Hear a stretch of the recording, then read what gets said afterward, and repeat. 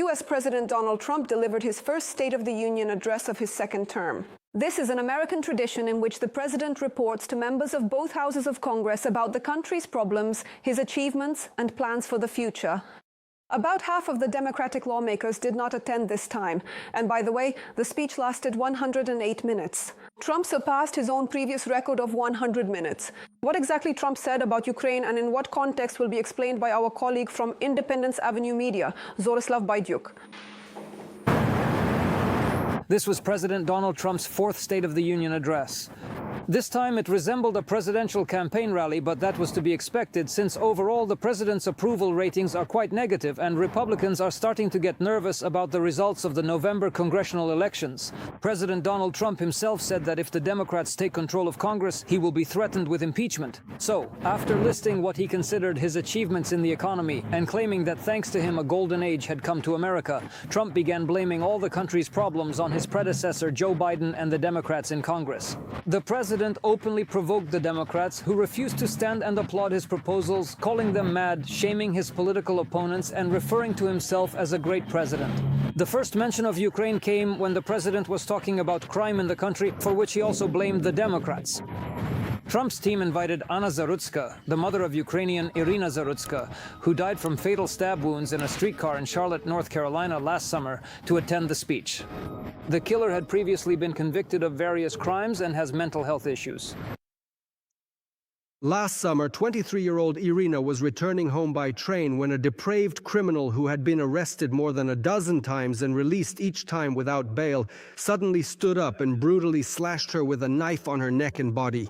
Mrs. Zarutska, today I promise you we will ensure justice for your daughter Irina. Irina.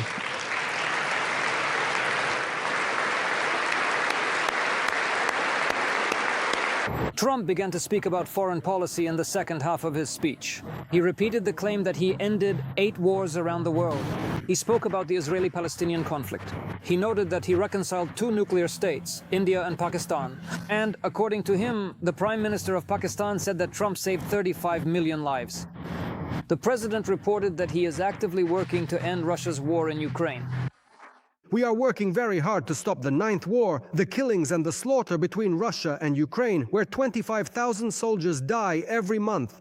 Just think about it, 25,000. Donald Trump also spoke a lot about Iran. According to him, he prefers diplomacy, but he cannot allow a state sponsor of terrorism to possess nuclear weapons. And he immediately reminded that the United States has the most powerful armed forces in the world, and thanks to his efforts, a record amount of funds is being invested in the American military. In this context, Donald Trump recalled that thanks to his efforts, NATO countries now spend 5% of their GDP on defense. And he immediately added that, again thanks to him, from now on all the weapons that the US provides to Ukraine are paid for by NATO member countries. And he emphasized they pay the full price. Zorislav Baidyuk, Independence Avenue Media, Washington. Senators and congressmen had mixed impressions of President Trump's State of the Union address. As expected, Republicans are thrilled, while Democrats are disappointed. Trump talked a lot about the economy. He claimed that he managed to achieve a real boom in this area and also boasted that under him, US spending is no longer increasing. Experts say the address was very similar to a campaign speech ahead of the midterm elections in Congress, which will take place in the fall. Trump's fellow party members mostly express agreement with him and admiration. Speaker of the House Mike Johnson called Trump's speech the best of such addresses in the country's history. Democrats, on the other hand, point out that the boasting about the economy does not correspond to reality. And polls show that quite a few Americans are concerned about their finances and feel that they have not benefited from Trump's policies. He is also criticized for saying little about Russia's war against Ukraine. I am very disappointed that President Trump did not take this opportunity to acknowledge that Russia is the aggressor towards Ukraine and that our valuable NATO allies have come to the forefront and are investing in Ukraine's defense. He only mentioned it in passing. And frankly, instead of rolling out the red carpet for Putin, as President Trump did when he welcomed him in Alaska, he should actually be increasing the pressure on him. The Slovak opposition was outraged by Prime Minister Robert Fico's decision to halt emergency electricity supplies to Ukraine and is already planning to take the matter to court. The leader of the Freedom and Solidarity Party, Branislav Gröling, stated that Fico is opening a new front against Ukraine on Putin's side. Therefore, they filed a criminal complaint with the prosecutor's office, stating in the submission that such violations by Fico constitute abuse of power, treason and inhumanity. Since Monday, Slovakia has suspended emergency electricity supplies to Ukraine. Prime Minister Fico explained, "If the Ukrainian side requests assistance to stabilize the energy system, they will no longer help." This step is a response to the fact that Kiev has not resumed oil supplies to his country. Just in January of this year, Kiev requested assistance to stabilize the Ukrainian power grid twice as often as during the entire previous year, since the situation is very difficult due to Russian attacks. It was precisely because of a Russian strike that the supply of Russian oil through the Druzhba pipeline was halted at the end of January. But Slovakia still blames the Ukrainian authorities and doesn't even want to consider alternative options. Events marking the 4th anniversary of Russia's full-scale invasion took place in 80 countries around the world.